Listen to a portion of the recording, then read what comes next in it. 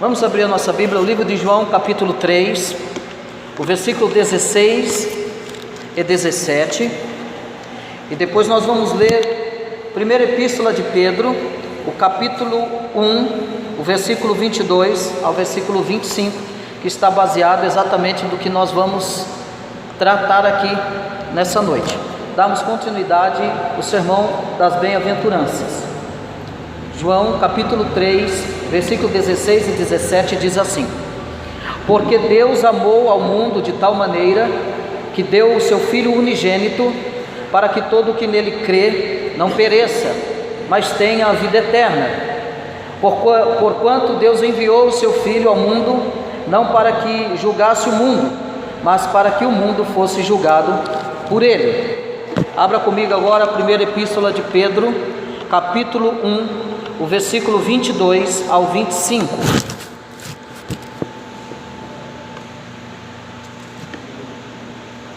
Primeira epístola de Pedro, capítulo 1, versículo 22 ao versículo 25. Nós iremos nessa noite concluir acerca da vingança e vamos entrar acerca do amor ao próximo. Então está tudo entrelaçado aí. Nós vamos fazer essa leitura. Versículo 22. 1 Pedro capítulo 1, versículo 22 ao 25. Tendo purificado a vossa alma pela vossa obediência à verdade, tendo em vista o amor fraternal não fingido, amai-vos de coração uns aos outros ardentemente, pois fostes regenerados não de semente corruptível, mas de incorruptível, mediante a palavra de Deus, a qual vive e é permanente. Pois toda a carne é como a erva, e toda a sua glória como a flor da erva. Seca-se a erva e cai a sua flor. A palavra do Senhor, porém, permanece eternamente. Ora, esta é a palavra que vos foi evangelizada. Agora abra comigo Mateus 5. Esses textos baseados acerca do amor. Mateus 5, versículo 38 ao 48, nós vamos concluir acerca da vingança, acerca desse texto que é o objeto de indagação e também de admiração por ser tão desafiador, e trata-se de atitude de amor total que Cristo manda que demonstremos aos perversos e aos nossos inimigos. Então é um texto de tamanha indignação e de tamanha admiração que nós devemos nos ater aqui. Ouvistes o que foi dito, olho por olho, dente por dente. Eu porém vos digo, não resistai ao perverso, mas a qualquer que te ferir na face direita, volta-lhe também a outra. E ao que quer demandar contigo tirar-te a túnica, deixe-lhe também a capa. Se alguém te obrigar a andar 1 milha, vai com ele 2. Dá a quem te pede, e não volte as costas ao que deseja que lhe emprestes. Ouvistes o que foi dito? Amarás o teu próximo e odiarás o teu inimigo. Eu, porém, vos digo: amai os vossos inimigos e orai pelos que vos perseguem, para que vos torneis filhos do vosso Pai Celeste, porque Ele faz nascer o sol sobre maus e bons, e vir chuva sobre justos e injustos. Porque se amardes os que vos amam, que recompensa tendes? Não fazem os publicanos também o mesmo? E se saudades somente os vossos irmãos, que fazeis demais? Não fazes os gentios também o mesmo? Portanto, sede vós perfeitos, como perfeito é o vosso Pai Celeste. Meus amados irmãos, como eu disse, é um texto de indignação para alguns, de admiração para outros. De indignação para os fariseus que estão ouvindo sobre isso, de indignação da questão da vingança, de retribuir o mal com o mal, isso é um texto de indignação aos ouvidos dos fariseus e dos publicanos. Mesmo na lei de Moisés, que funcionava um princípio de retribuição exata, mesmo que dentro da lei, nós falamos acerca da constituição da lei de Israel. Quem estava aqui ouviu isso, mas se você quiser ouvir sobre isso, vai no nosso canal, está lá, eu falando da Constituição de Israel, da lei de Moisés. Mas como era permitido e como funcionava o princípio de retribuição exata, então a questão era que a retribuição era ela válida, e a retribuição também, se você na época de Moisés, na lei de Moisés, tirasse a vida de alguém de uma família, essa tal família, alguém dessa família, ela teria a autoridade, ela teria o poder de tirar a vida de outra pessoa também. Ela podia fazer isso, a lei permitia que ela fizesse isso, mas diante de um juiz, diante da lei, tinha que estar diante de ato judicial, na época da lei de Moisés, na Constituição de Israel.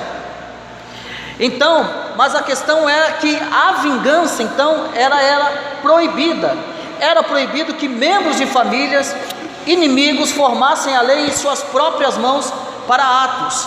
Era proibido na lei de Moisés que o povo fizesse justiça com as próprias mãos. Não poderia fazer isso. Era proibido sobre isso. O que era liberado era alguém tirar a vida de alguém, e esse alguém poderia tirar a vida também dessa pessoa que assassinou outra pessoa. Olha para você ver como é que era a lei. Mas era proibido fazer justiça com as próprias mãos, fazer na surdina, fazer debaixo do pano, fazer na sutileza, na traição, sem avisar a sociedade, sem avisar a lei, sem avisar aqueles que estavam incumbidos de reger toda a retribuição da lei acerca daqueles que cometiam tal delito. Mas o que acontece era que era proibido que os membros das famílias inimigas também formassem a lei em suas próprias mãos para atos de vingança. Então, o propósito, olho por olho, era estabelecer o fundamento de justiça. A questão de que nós lemos aqui, ouviste que foi dito, ele está se arremetendo à lei de Moisés, ouviste que foi dito, olho por olho e dente por dente. Aqui não era ato literal, era um ato judicial que servia de fundamento para que não houvesse bagunça dentro da justiça. Era uma regra para se cumprir, era um princípio, era um fundamento para se cumprir, era um ato que deveria ser cumprido, não era de qualquer forma. As leis não estavam ali para que qualquer um fazer justiça com as suas próprias mãos, mesmo na época de Moisés, não era bagunçado. Porque é que Deus chama o povo de Israel e dá os 10 mandamentos? Porque o povo de Israel não sabia o que era pecado, eles não sabiam o que era lei, eles não sabiam o que era justiça, eles não entendiam nada de lei. Deus então chama Israel e dá os 10 mandamentos para quê? Para ser como fundamento, para ter organização moral e civil diante do povo.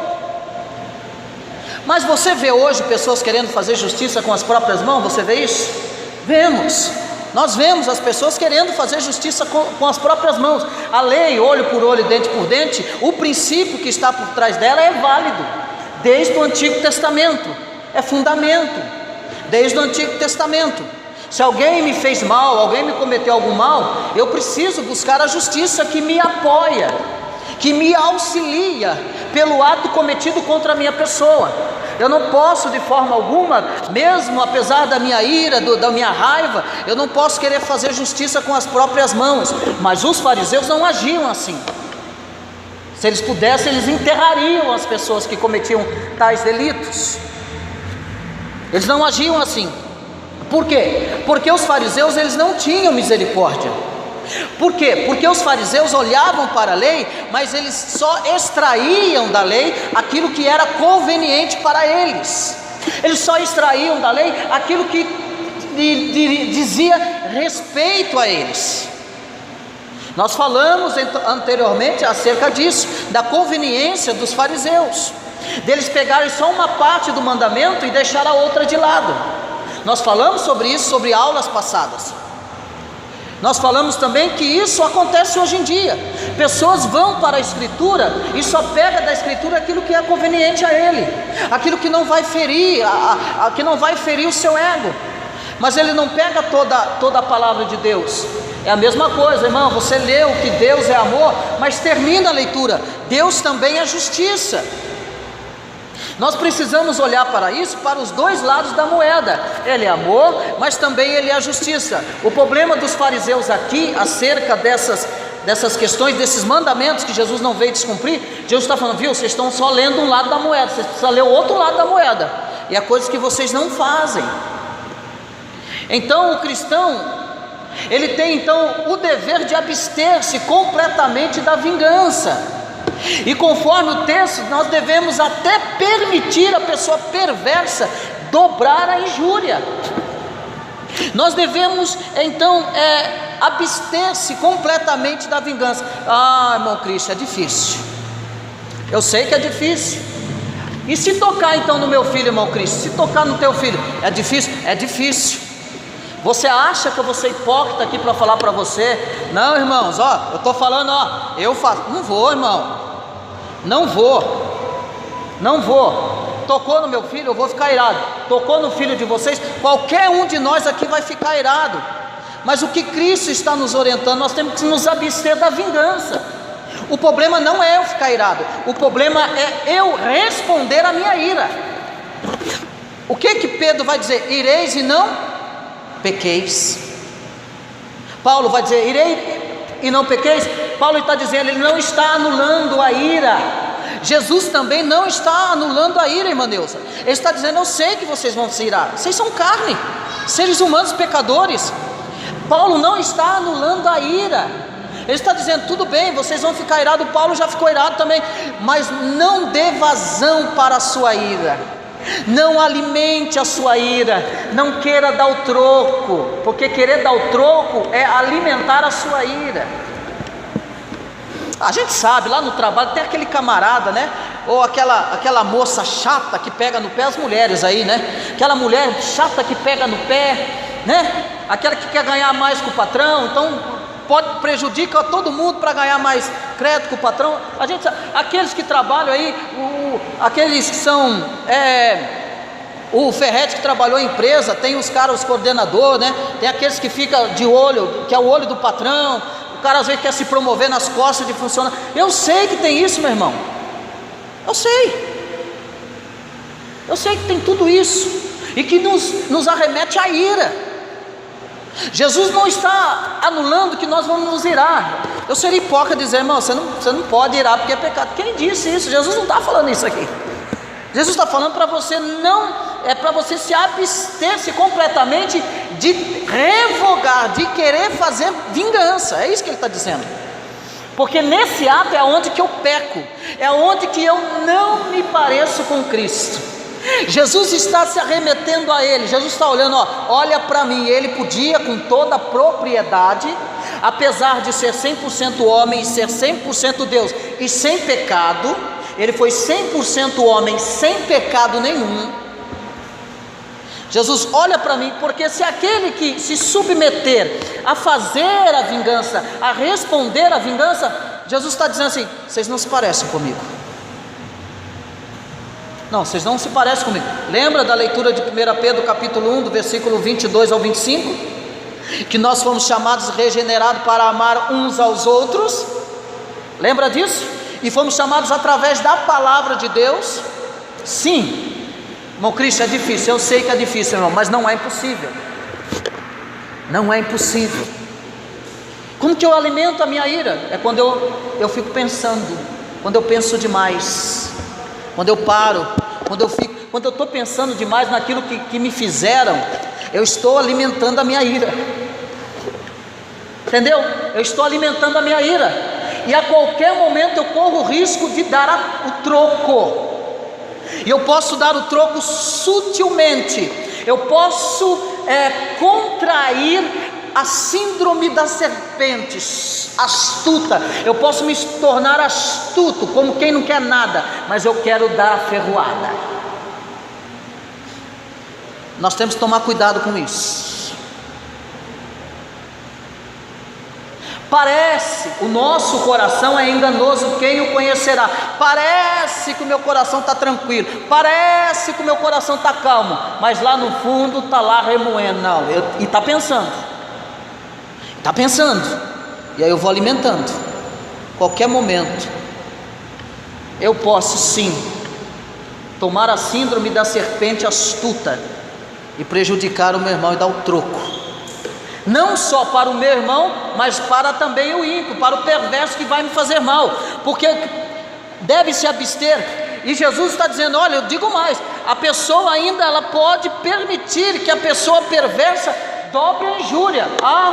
Deu um tapa na minha face, eu vou, viu? Jesus está falando, dê outra. Te bateu, te pisou, deixa ele pisar mais um pouquinho. E aí, irmão, como é que nós faz? O que você faria? Talvez alguém vai dizer assim: não, uma pisada só, já, eu sou colérico, sanguíneo, eu sou sanguíneo, irmão. Uma pisadinha no dedinho do pé, se tiver encravado, então, aí a chapa esquenta. Ninguém me segura. E aí tem aquele jargão popular, né? Aí eu peço 5 minutos para Deus, esqueço que sou crente e a chapa vai esquentar. Não é isso. Eu estou contando piada? É o nosso dia a dia, é o nosso ser, é o ser humano. Jesus conhece o ser humano. O fariseu não leva desaforo para casa, irmão. Você sabia disso? Eles não levam desaforo para casa. Jesus está tratando com eles aqui, mas está tratando conosco.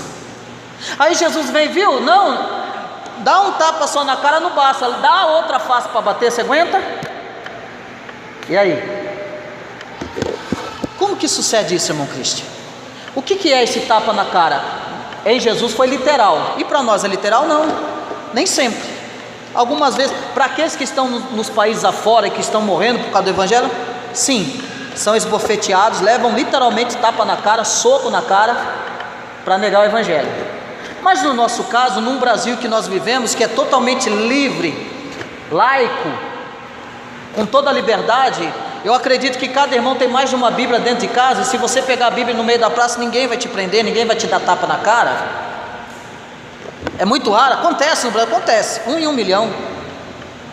Mas o que é isso, tapa na cara? O tapa na cara é quando alguém calunia você, e além de caluniar, ele fala assim, viu, ele roubou também. Ele acrescenta um pouco mais. Começa a caluniar. Aí vem os fofoqueiros, vem os caluniadores. Aí vai entrar o quê? Aí vai entrar os atos daquele que é carnal. As ações carnais vão entrar. Quais são as ações carnais? Bebedeira, glutonaria, inveja, não é? Ira, contendas, dissoluções, tudo isso são obras da carne. Então a obra da carne, se eu der lugar para a ira, ela então vai aflorar, ela começa a se manifestar, e aonde eu começo, eu boto para quebrar. Mas aí a grande questão é: eu estou me parecendo com Cristo? A pergunta tem que ser para nós assim: se fosse Cristo no meu lugar, o que Ele faria? É difícil, irmãos? Vou repetir, eu não sou hipócrita dizer para você que é facinho para você fazer isso. Não é. Mas também não é impossível. Quem é que já foi caluniado aqui? Levanta a mão. Quem é que foi já? Levanta a mão. Quem foi caluniado já? Quem que já foi pisado no extremo já?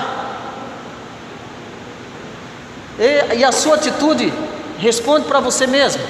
Mas aí é para a gente perceber que essas coisas acontecem. Não é historinha. Mas aí dá outra face, é pisar um pouquinho mais. Não estou contente, vou pisar mais nele ainda, eu quero ver mais lá embaixo. É isso que Jesus está dizendo. Mas agora nós devemos ver o padrão que Deus exige. Qual é o padrão que Deus exige de nós? O primeiro é o padrão que Deus exige, é o padrão que Ele mesmo cumpriu. Ele mesmo cumpriu. Tu és rei? Pá, na cara. Ah, tu és o filho do demônio? Outra na cara. O padrão que nós devemos seguir é o padrão que Cristo mesmo cumpriu, acerca de tudo que Ele viveu. O padrão que Ele cumpriu na crucificação. Na crucificação de Jesus foi como uma ovelha muda para o matadouro. Mesmo sem merecer, Ele foi como uma ovelha muda. Você vai falar besteira, irmão? Cala-te, fica quieto. Ah, eu me conheço.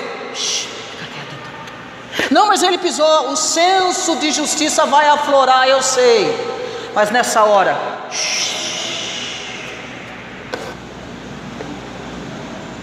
tu és o rei? Teceram uma coroa de espinho, colocaram na cabeça dele e pegaram um pedaço de pau, ó, bateram até os cravos enfiarem dentro da sua cabeça. E ele, ó, padrão, Cristo é o nosso padrão. Na crucificação, a polícia judia na época de Jesus cuspiu nele, cuspiu na sua face, e ele, ó, a polícia judia cuspiu nele, vendou os olhos dele e bateu-lhe no rosto. E Jesus, ó, Jesus, o nosso padrão de abstermos da vingança, de querer pagar mal com mal. Jesus está mostrando isso. E ele então, com os olhos vendados, bateram-lhe o rosto, coroaram-no com uma coroa de espinhos, zombaram dele. Está lá em Marcos capítulo 14, versículo 65, capítulo 15, versículo 16 ao 20. E Jesus, com infinita dignidade do autocontrole do amor, ele permanece então calado. Sabe quando é que nós vamos vencer a calúnia? Ó, quando nós ficarmos vai explodir, vai perder a razão, fique calado.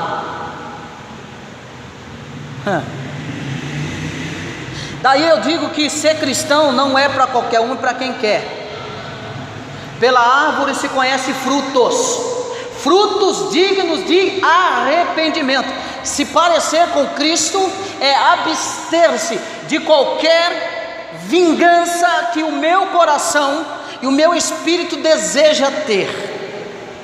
E aonde é que você acha que Satanás vai atacar? Eu e você. Na nossa carne, nosso ego, nos meus conceitos,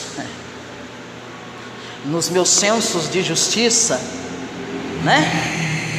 Só que quando nós olhamos para o padrão que é Jesus, quando eu olho para o padrão que é Jesus na cerca da vingança, eu tenho que ficar constrangido e dizer: Senhor, irmão, vai aqui um alerta para nós.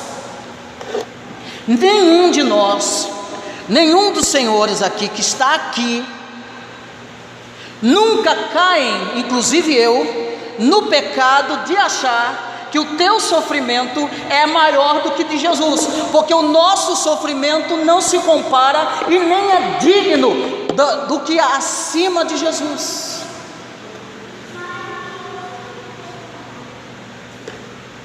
Quando eu penso que eu estou sofrendo, eu olho para o padrão que é Cristo de sofrimento. Não, eu não estou sofrendo. Quando eu penso que eu estou sendo caluniado e pisoteado, eu olho para o padrão que é Cristo e falo: não, eu não estou sendo caluniado. Eu não sou digno do sofrimento que eu estou vivendo agora. O meu sofrimento não é maior do que o sofrimento do Messias. Não. Porque você quer maior sofrimento do que deixar toda a sua glória. Ele não abandonou, como diz alguns. Ele deixa toda a sua glória para descer no lugar mais baixo, que é esse lugar, essa terra que nós estamos pisando, e se sujeitar a esse corpo mortal, para ser cuspido, para ser esbofeteado e para ser zombado e para ser levado lá para a cruz, para ser morto. Mas é alguém que 100% homem, sem sequer um pecado. E é por isso que o nosso sofrimento não é digno de comparar com o sofrimento de Cristo. Quem compara assim, está pecando contra Ele. Não se compara o nosso sofrimento. Então Cristo é o nosso padrão. A segunda coisa é que não se vingar. Não se vingar não significa de forma alguma ser covarde. E alguns têm, pasme você que tem cristão que acha que isso é covardia, você baixar a cabeça e ficar quietinho. Acho que você é um covarde, que você é um fraco. Porque na concepção romana, baixar a cabeça era fraco. Na concepção romana, chorar era demonstração de fraqueza. Na concepção romana, ter piedade e misericórdia de alguém era demonstração de fraqueza, de covardia. Não se vingar não significa que você seja covarde. Não significa que seja atitude de covardia, ou alguém que não oferece resistência, ou alguém que não fala nada. Você já viu aquelas brigas que tem os torcedores? Deixa quieto, para com isso. Na igreja tem também, viu, irmão? No meio do povo de Deus tem isso também. Tem os dedinhos lá, fica só de fora, deixa disso. Ele joga o pavio, e ele fica de fora. Depois que ele já acendeu, ele fica de fora. O deixa disso fica de fora. O deixa disso foi o que causou a briga. O deixa disso fica sempre de fora. E deixa que se exploda. Então não é alguém que não oferece resistência, mas refere-se a um homem cujo controle de si mesmo e cujo amor aos outros é tão poderoso que rejeita absolutamente qualquer forma concebível de retaliação. Ele pode até ter as cartas na manga. Vamos para a prática. Fizeram mal para você, não foi? Caluniou você, pisou em você, tudo isso. Só que aí, como Deus fez com José, Deus vira o quadro, não vira? Deus faz isso aqui, Eu estou falando para você, crente, presta atenção, isso é bíblico. Deus pega aquele que pisou em você, jogou você no buraco. Deus vai usar isso e vai fazer com que tudo isso que fizeram, aí Deus tira você daqui e põe você aqui. Você crê nisso? Você acredita nisso? Que Deus usa os teus inimigos, os teus caluniadores, para exaltar você? Você acredita nisso? Deus faz isso. Mas aqui não é para você pagar mal com mal, não é você que vai fazer, não, porque você pode ter até as cartas na manga. Se eu quiser, eu acabo com ele. Espírito vingativo. Se eu quiser, eu destruo ele, acabo com ele. Se eu quiser, eu tenho as cartas na manga. É isso que Jesus está falando. Eu tenho as cartas na manga. Não. Aí eu olho para o padrão que é Cristo. Não, Cristo não fez isso. Eu guardo as minhas cartas na manga e deixe que a justiça seja feita por Ele, porque Deus não age na justiça nossa.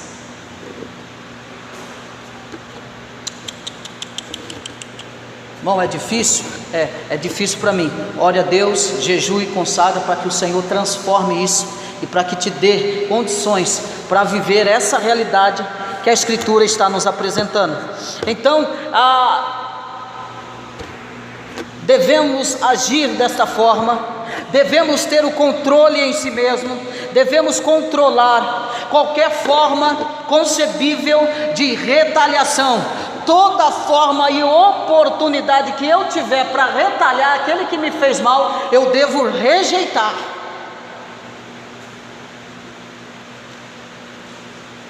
Eu devo rejeitar. Eu devo abandonar isso, esse pensamento. essa gana, esse desejo que brota em nós, que somos pecadores, eu tenho que abandonar isso. Nós devemos recusar a satisfação da vingança, devemos recusar essa satisfação de vingar, de nos vingar. Nós devemos recusar o gostinho da desforra, o gostinho de querer ver o outro mal. Eu tenho que renunciar isso, porque senão eu nunca entrei no padrão de Cristo. Cristo nunca foi o meu padrão de vida cristã. Vida cristã é o que o Evangelho ensina. Esse Evangelho aí de príncipe e princesas de Deus, que são intocáveis, são verdadeiramente super homens e mulheres. Não acontece nada. A Bíblia mostra aqui, Jesus está nos mostrando, você vai ter inimigo, mas haja de forma diferente. Então o princípio do texto, então, que Jesus nos apresenta é o amor altruísta de uma pessoa que, quando ferida, recusa-se a satisfazer o seu ego através da vingança. Jesus está apresentando então o verdadeiro amor, o amor que recusa pagar mal com mal, o amor que recusa ver e desejar o mal do seu irmão, do seu ofensor, é abraçar o seu ofensor. Vamos andar mais 2 milhas, tua outra face, pode bater, porque a justiça vem de Deus. Ou você acha que Deus não vai fazer justiça com aqueles que deram tapa na cara de Jesus? Você acha que Deus não vai fazer justiça com aqueles que disseram crucificam? Vai. Amor, justiça, vai. Nenhuma consequência dos atos nossos serão anuladas, quer bem, quer mal. O que semeia bom fruto colhe, o que semeia má fruto colhe. Lei de semeadura. Então, irmão, baseado na lei da semeadura, fique tranquilo, irmão. Para que ficar espantado? Para que ficar apavorado? Lembra-se da lei da semeadura. O que planta vai colher. Isso serve para nós. O que plantamos nós vamos colher. Aquele que planta, aquele que foi acometido de maldade, plantar mais maldade ainda, ele vai colher mais maldade ainda, ele vai sofrer. Por que você acha que tem pessoas que entram em depressão, hein? Dentro da igreja? Você já parou para pensar? Você acha que é demônio? Você acha que é diabo? Deram o nome, né, para isso. Por que você acha? No meio do povo de Deus tem gente ruim. No meio do povo de Deus tem gente que é ruim, não pede perdão para ninguém, coração de pedra. No meio do povo de Deus tem gente vingativa, invejosa, maldizente. No meio do povo de Deus tem gente que, enquanto não vê você no buraco, não vai desistir. Ou você acha que não? Vão tirar essa ideia de cristianismo, de um teatro maravilhoso, que está sem censura, até as crianças podem participar, que ninguém terá medo de nada. Conversa fiada. Mentiram para você. Aonde está isso? Não tem, não existe. Mas é aí que a palavra diz que esse joio precisa estar presente para que os filhos da luz se manifestem. Os filhos da luz irão se manifestar no meio do joio, no meio do vingativo, no meio do fraudulento, no meio do invejoso, do caluniador. Eles vão se manifestar. Essa é a realidade. O que Jesus está mostrando aqui, Jesus está colocando na luz esses hipócritas fariseus aqui agora. Vocês bonitinhos, né? Bate no peito, né? Vocês fazem isso, fazem aquilo, mas vocês são ladrões, mentirosos, roubadores. Vocês tiram o sustento dos pais, pedindo para os filhos trazer aquilo que era sustento do pai. Vocês são ladrão. Jesus estava falando fora? Não, estava falando com os religiosos, né? E aí ele vem para ensinar isso aqui, para falar da vingança, para falar do amor. Eu não vim para descumprir, eu vim para cumprir o amor. Jesus então está nos dizendo nesta noite: aniquila o seu ego, aniquila a sua vontade de vingança, aniquila o desejo de vingança, porque isso não faz parte do amor. Aquele que ama, ama também o perverso, ama o inimigo, ama aquele que lhe faz mal, ama aquele que lhe prejudica, ame esse pecador, porque assim também ele nos amou. Nós em Adão colocamos ele na cruz, e ele nos amou de tal maneira que deu o seu Filho unigênito, para que todo aquele que nele crê não pereça, mas que tenha a vida eterna. Quem é que ama desse jeito, irmão? Quem é que ama assim? Quem é que ama assim, de ver o seu filho ser retalhado literalmente? E Deus amou o mundo, amou eu e você. Como que você pense agora Deus olhando o filho ser retalhado por nós em Adão? Eu quero aqui nessa noite retalhar todo o nosso ego, tá? Todo o nosso achismo, de senso de justiça. É isso que Jesus está fazendo. Jesus está limpando o nosso ego. Vem cá, não é bem assim não. Quer se parecer comigo? Então é por aqui. Ah, mas dói. Dói, vai doer. Vai doer. Você já viu casca de ferida quando você vai arrancar, não doer? Dói. Principalmente o homem que tem bastante pelo no braço. Rapaz, dói demais. Aquela feridona que fez, aí tem que arrancar, né? Tem que tirar. Dói demais. É isso que Jesus está fazendo conosco aqui nessa igreja. Ele está arrancando ferida. Vai arrancar até a hora que ele vê que precisa. E ele vai arrancar. A vingança é uma ação de ódio. A vingança é uma ação multiplicadora do mal. Não devemos retribuir mal com mal, e sim vencer o mal com bem. O ódio multiplica o ódio. Ódio multiplica o ódio, e é tão perigoso para a pessoa que odeia quanto para a sua vítima. O ódio fere todas as partes, mas acima de tudo, o amor é a única força capaz de transformar um inimigo em amigo. A vingança incentiva a irresponsabilidade, que incentiva o mal. O amor quebra jugo, o amor quebra cadeia, o amor rompe algemas. Não alimente o ódio, não alimente rancor, porque a vingança é uma ação multiplicadora da carne, do senso carnal.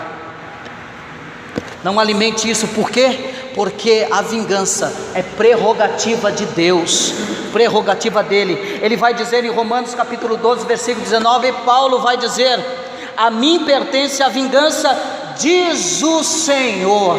A vingança então é do Senhor.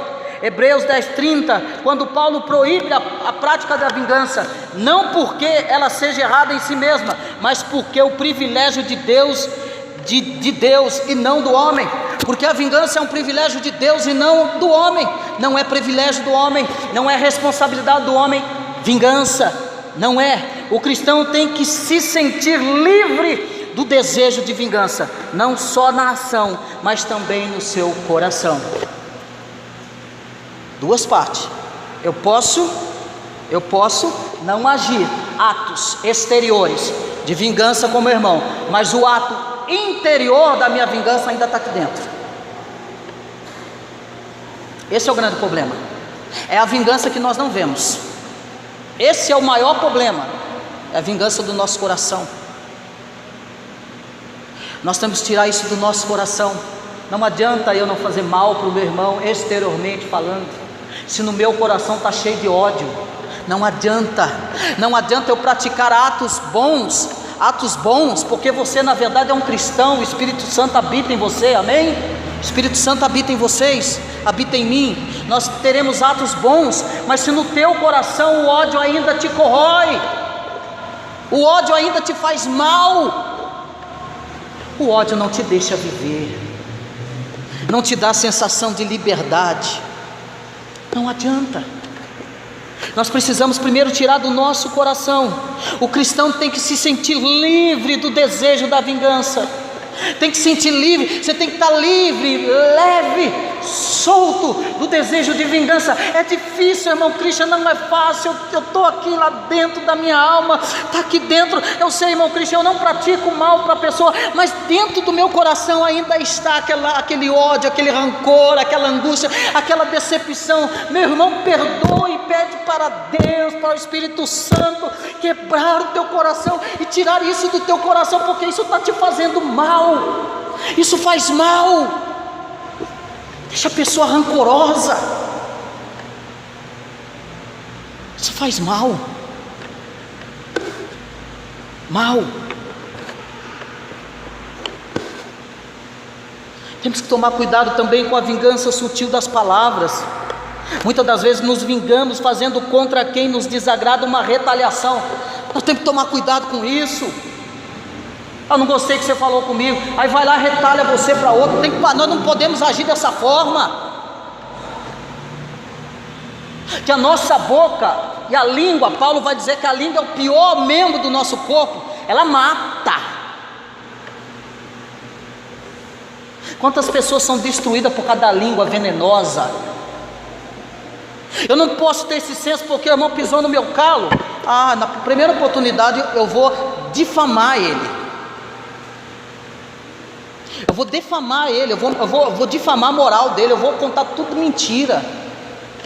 A pessoa está tão cega com a vingança que ela não percebe que ela está contando mentira, porque a verdade acerca da pessoa ela não consegue enxergar, porque a vingança, o ódio, o desejo de fazer mal para a pessoa, de pagar com a mesma moeda, e não é com a mesma moeda não, às vezes a pessoa fez sem intenção nenhuma, mas na mente e no coração dele onde está o ódio, ele não consegue enxergar.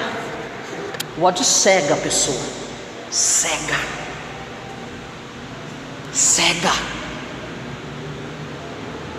Vingança sutil das palavras.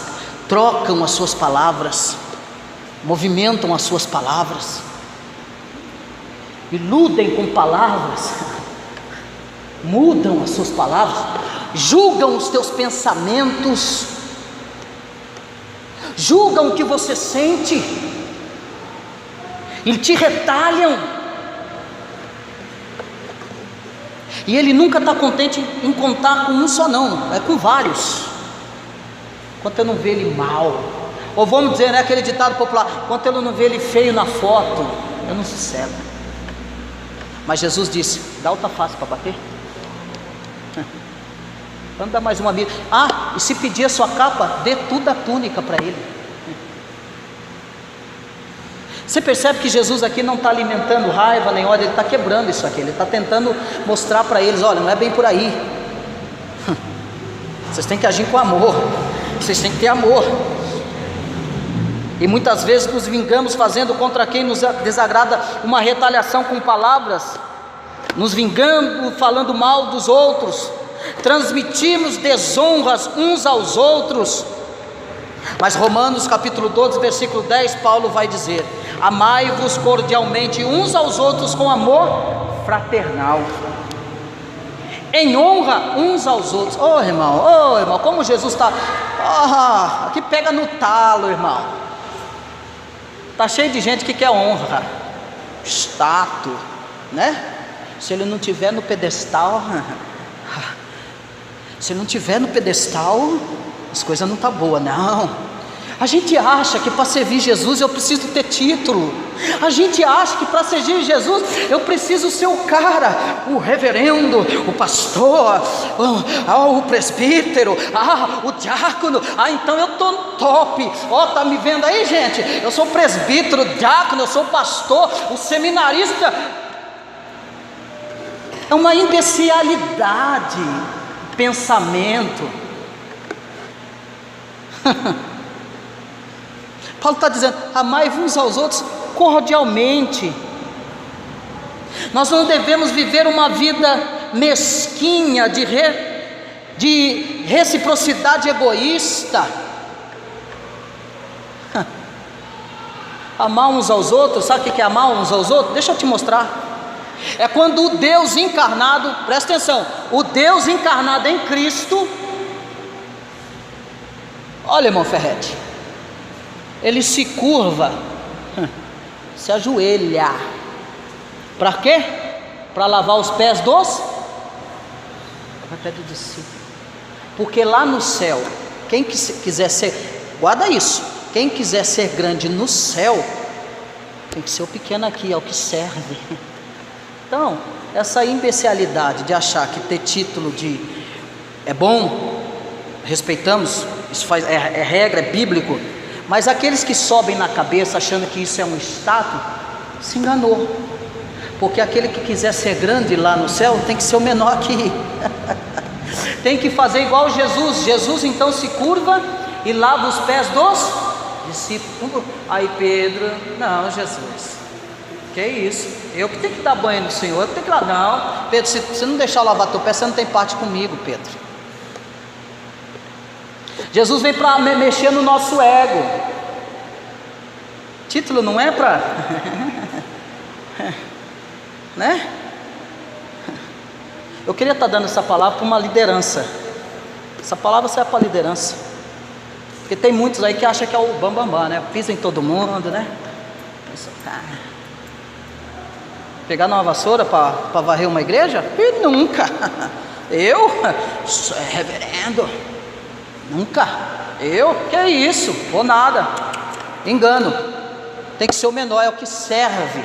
É o que serve. Então, nós devemos nós devemos preferir honrar o meu irmão. Eu tenho que preferir, tem que ser uma preferência minha, honrar o meu irmão, colocar o meu irmão lá em cima. Esse tem que ser o meu espírito, porque aí está concernente ao amor. Sede vós perfeito, como perfeito é o vosso Pai celestial. Sede perfeito como é Cristo. Cristo se curvou para lavar os pés dos discípulos. Cristo amou até o último suspiro lá na cruz do madeiro, que naquela época era considerado o pior dos malditos na face da terra, ser crucificado daquela forma. Apesar de alguns homens não quererem ser crucificados como Jesus, pediram para ser crucificado de cabeça para baixo.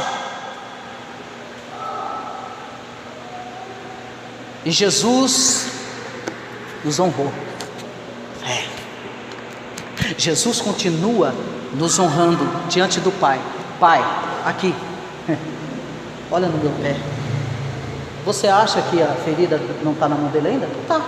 Nós vamos ver ele com a ferida na mão, lá em cima. E Jesus diante do Pai intercedendo por nós, dizendo assim: ó Pai, está lá, foi pelo irmão Ferretti, foi pela Neuza, foi pela Abigail, foi pelo Tiago, foi pelo Moisés, foi pelo Ageu, foi pela Eulália, foi por eles. Estão arrastando, estão tendo dificuldade, mas foi por eles. Nós estamos sendo honrados lá, e nós vamos querer estar acima da honraria de Deus. E aí ele vem falando: ouviste o que foi dito, versículo 43, olha comigo aí acerca do amor ativo, porque aqui Jesus vai falar do amor ativo, o amor em atividade. Lembra do João 3,16? Porque Deus amou de tal maneira que enviou. Deus não só amou com palavra, mas com ação. Ele agiu, ele prova. E esse amor que Jesus vai falar é um amor ativo, que demonstra que é provado. Olha comigo: ouviste que foi dito, amará teu próximo e odiará teu inimigo. Presta atenção aqui nisso aqui. Isso aqui que Jesus está dizendo aqui, odiará o teu próximo, não está na lei de Moisés. Viu? Só para você saber disso. Isso aqui era mandamento dos fariseus. Aí Jesus vai tratar isso aqui. Ah, é? Ouviste que foi dito, amará o teu próximo como a ti mesmo, e odiará o teu inimigo. Isso não está no mandamento. Preste bem atenção nisso aqui. Aí Jesus vai entrar. Jesus é maravilhoso, né? É lindo. Ele vai dizer: eu porém vos digo, vocês dizem, odiará o vosso inimigo. É os fariseus que dizem isso, não é a lei de Moisés que diz isso. Guarde bem isso. Vocês, fariseus, dizem, odiarás o teu inimigo, mas não é assim não. Eu porém vos digo, amai os vossos inimigos e orai pelos que vos perseguem. E orai pelos que vos perseguem.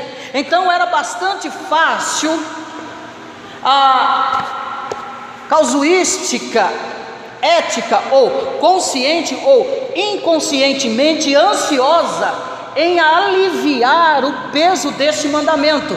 Na verdade, eles queriam aliviar o peso desse mandamento. Qual mandamento? Odiarás o teu inimigo? Não. Eu, porém, vos digo: amai os vossos inimigos e orai pelos que vos perseguem. O que os fariseus estão querendo dizer aqui? O que eles estão querendo fazer aqui? Eles acrescentaram: e odiarás o teu inimigo. Jesus falou: não. Você vai amar os vossos inimigos, orai pelos vossos inimigos, não só por eles, mas pelos que vos perseguem. Então os fariseus, eles queriam tirar esse mandamento, eles queriam tirar de lado, eles queriam torcer para a sua própria conveniência, de novo, acerca do amor ao próximo. Aí talvez chegue um engraçadinho lá: Jesus, é o mandamento de Moisés, não sei o que, eu porém amarás o teu próximo, está no mandamento de Moisés, mas odiará o teu inimigo. Aí Jesus falou, parece que eu vejo Jesus: opa, como é que é aí? Vocês estão acrescentando uma coisa que não está na lei de Moisés, para a própria conveniência sua, porque vocês não querem amar os vossos inimigos. Religião causa esse estrago aqui. O religioso não ama ninguém, o religioso não ama o seu inimigo, e a gente tem que tomar cuidado para a gente não pegarmos também na síndrome do religioso.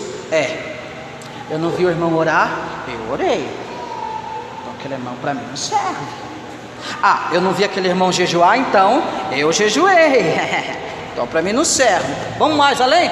Eu não vi o irmão dar dízimo, mas eu dou meu dízimo, enche o peito, né? Mas olha o fariseu na praça: eu dou meus dízimos 3 vezes, não sou que nem esse aqui, pecador, né? Aí Jesus, o quê? Não, senhor. E eles essa astuta deles de ser conveniente a eles mesmos. E aí Jesus diz: eu porém vos digo, amai os vossos inimigos e orai pelos que vos perseguem. Então Jesus vai argumentar acerca do meu próximo. Nossa, eu estou lembrando agora, Aline, do meu próximo. Estou lembrando, lá atrás na casa do Ageu. Vou refrescar a memória de vocês, que foi pregado para vocês que o seu próximo é seu pai e sua mãe. Lembra disso? Estão lembrados disso? Eu estou lembrado. Quem que é o próximo aqui? Fala bem alto para eu ouvir. Quem que é o próximo aqui que Jesus está falando? Não, quem que é o próximo aqui que Jesus está falando? Os inimigos, os que me perseguem. Esse é meu próximo. Amai, ouviste o que foi dito: amarás o teu próximo como a ti mesmo, e a Deus sobre todas. Amar o teu próximo. Lembra da leitura que nós fizemos em 1 Pedro? Que valor tem eu amar aquele que me ama? Lembra 1 Pedro 1, 22 ao 25? Malúcia, lê novamente para a gente refrescar a memória aqui. Vamos ver quem que é meu próximo. Capítulo 1, 1 Pedro, do versículo 22, primeira epístola de Pedro, do 22 ao 25. Não, peraí. Não é esse não, peraí.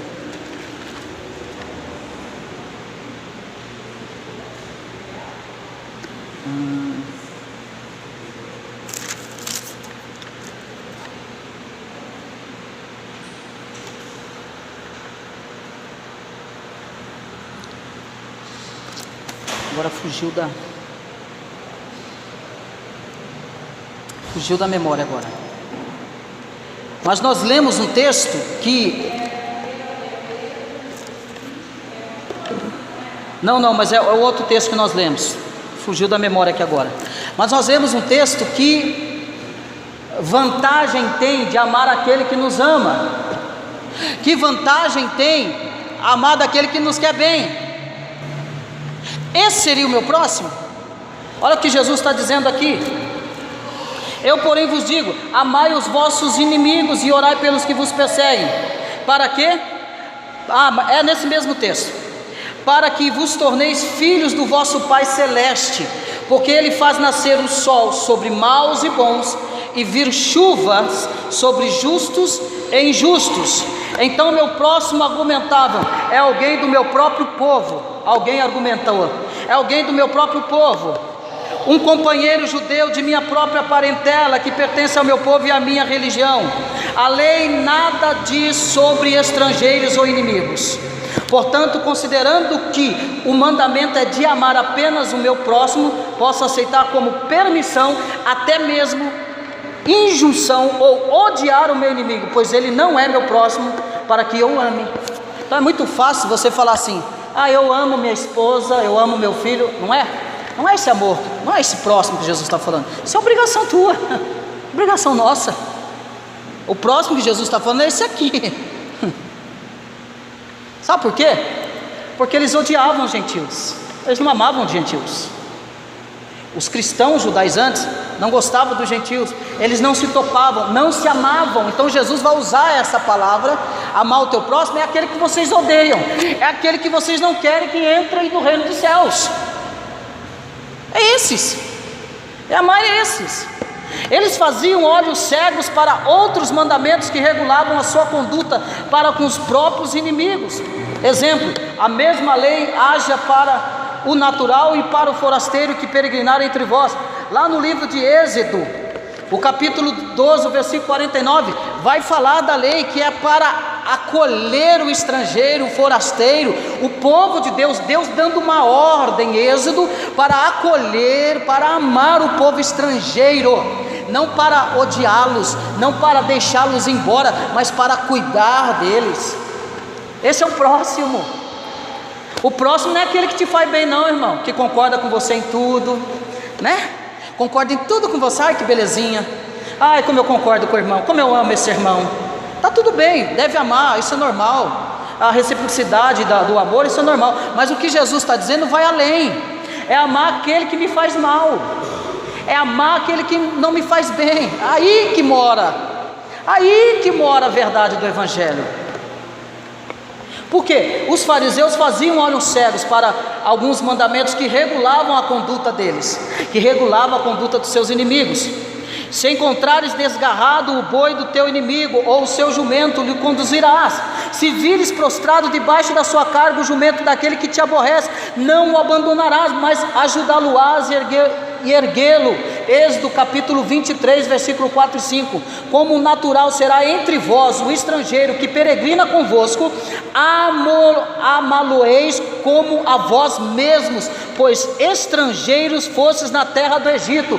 Deus lembrando o povo de Israel: viu, eu amei vocês também, vocês estavam lá no deserto, quem que era vocês? Vocês não eram ninguém, vocês não eram conhecidos na face da terra, mas Deus dizendo: eu amei vocês, e da mesma forma que eu amei vocês, vocês agora amem o estrangeiro como vocês mesmos. Aí vem os fariseus e diz assim: não, amará a ti mesmo e odiará o meu inimigo. Aí Jesus fala: não.